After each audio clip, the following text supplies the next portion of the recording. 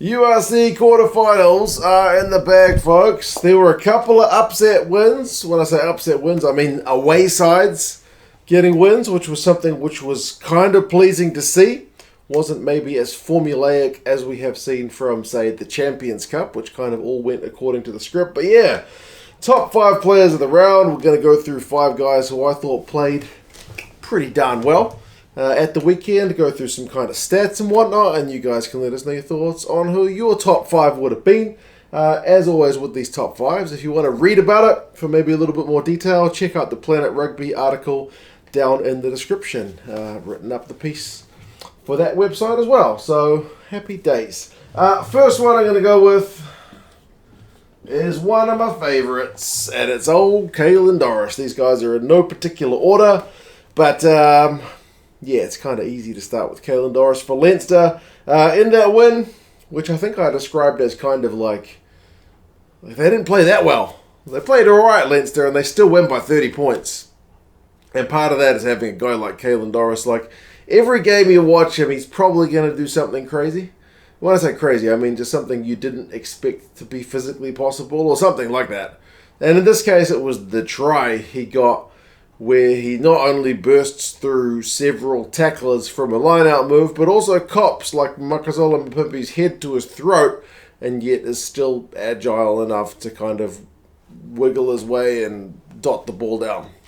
It was kind of unexpected. You could have forgiven him for just flopping to the ground after copping a head to the throat, but nope. He goes on to score a try. So that's just kind of Caitlyn Doris stuff. He makes 9 from 10 tackles, so he's not the top tackler in the game, but 90%. And getting almost into double figures is always a pretty good shift for a Lucy. He was the top forward for run meters. He was the top forward for defenders beaten in that game. He is just a real handful with ball in hand, and he's a busy guy on defense. So what else could you want from your loose forward if you are a coach? Those are pretty much the key things you are looking for. Now, another guy I've gone with also plays for an Irish team. He's got a slightly longer name with the old double barrel, but Sheamus Langdon.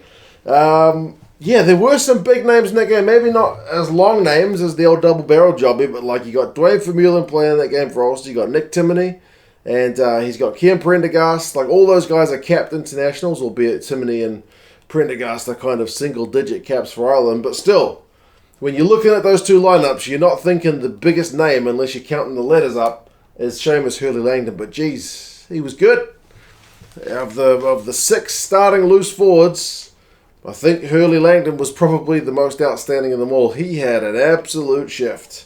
He cracked through 18 from 18 tackles and won a couple of turnovers. Now, I lead with the defensive numbers because, let's face it, Connacht didn't score any tries, but they were very, very brutal. They won that game on defense.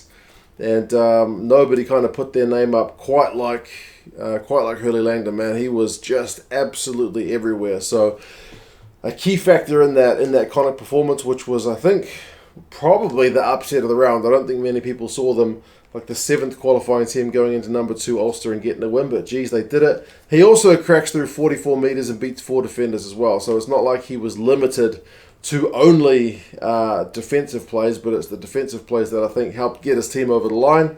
But man, he was good. So yeah, really, really chuffed for him. Kind of epitomises that kind of Connacht effort, I guess. It's like not like the most fancied of players, and Connacht were maybe not the most fancied of teams, but both Connacht and Sheamus Langdon put their hands up, and they are still alive for another week because of it. Now, the team they get to play is the Stormers, and I've picked the Stormers guy back this time. In old Marty LeBrock, he's playing well. Very, very pleasing for him going into a Rugby World Cup year. Now, obviously, Andre Pollard is the guy who's kind of got his hands on the Springbok number 10 jersey. But remember, he was out for a long time, and then out in Yankees had the kind of off-field things. So Marty LeBrock did get a couple of caps at the end of last year. And although he's not like being 100% consistent, I guess no player is. There's maybe a handful that are genuinely kind of, put in an 8 out of 10 performance every week. But Marty LeBrock, man, like this performance where he kicks 18 points, like makes 100% of his kicks, in a knockout game, like tough kicks, high pressure, runs that back line, helps set up tries, gets line breaks. I think that's kind of a key performance for him in a World Cup year. He absolutely looked the business. He looked mature. He looked confident. I'm really, really pleased for him because I really quite rate him as a player. I don't think he finishes with any try assists, but he's got what you would think of as like kind of secondary assists. Like I think Dion Ferree ends up with a try assist. Was it for the Daimani pass out wide? Was LeBrock's wide ball that gets it to Ferree. When Marvin Ore gets that line-out steal, it's like a couple of phases or a phase later where LeBrock spots the space, puts the dink through for Nell. Like he's always got the go for it. He gets at least one clean break of his own where he sets up a great attacking play. They found heaps of space in the backfield of that Bulls. Like, Hussein was chasing shadows at some point. So, yeah, man. His running game, his kicking from the tee. Just distribution. Marty LeBrock. Thought he had a really good game. And I'm absolutely chuffed for him in a Rugby World Cup year. Another guy I've gone with, and it does seem like I've got a thing for Irish team loose forward players at the moment, Gavin Combs. Now, when I think Gavin Combs, I usually think like, who's a guy who can bust over the try line from 5 meters out? Who's a guy who's going to go through 3 defenders seemingly effortlessly? That's the guy I'm thinking, Gavin Combs. But that wasn't the Gavin Combs we got at the weekend. It's not to say he didn't get through a lot of work ball in hand, because he had the most carries of any Munster, most players carries of anybody in the game. He loves the ball. He always wants more ball. He's got great work rate, and he had the most run meters of any Munster forward. So he was still getting some go forward, but unable to get over the whitewash. Both teams on their own goal lines were very, very stingy, Munster and Glasgow, in their quarterfinal. I mean, Jack Dempsey is kind of another one. They're similar players in their ability to just get over the line when other players just struggle. Both of them struggled. Like, neither could convert on kind of normal opportunities. But aside from his work rate ball in hand, man, Combs made 16 tackles, which is not the top tackler of the game, but he's right up there. And wins a couple of key turnovers, kind of similar to Hurley Langdon, in that those games were essentially low-scoring affairs, won on defence, and you need your loosies getting in there and just making heaps of tackles. Langdon made 18, Combs made 16. They both won 2 turnovers. They both also cranked through some run meters, but yeah, you want your work rate guys to be there in a game like that. And Gavin Combs, not like the Gavin Combs I'm kind of used to. Like, if anything, that part of his game wasn't as effective. He beat like one defender, which for him is almost unheard of. But yeah, man, he certainly showed he's more than just kind of a big unit who can break tackles in a different kind of game where it's more defenses on display. Combs was certainly able to do a job. And lastly, I mentioned him earlier, and apparently I don't know how to write an O, but Marvin Ore.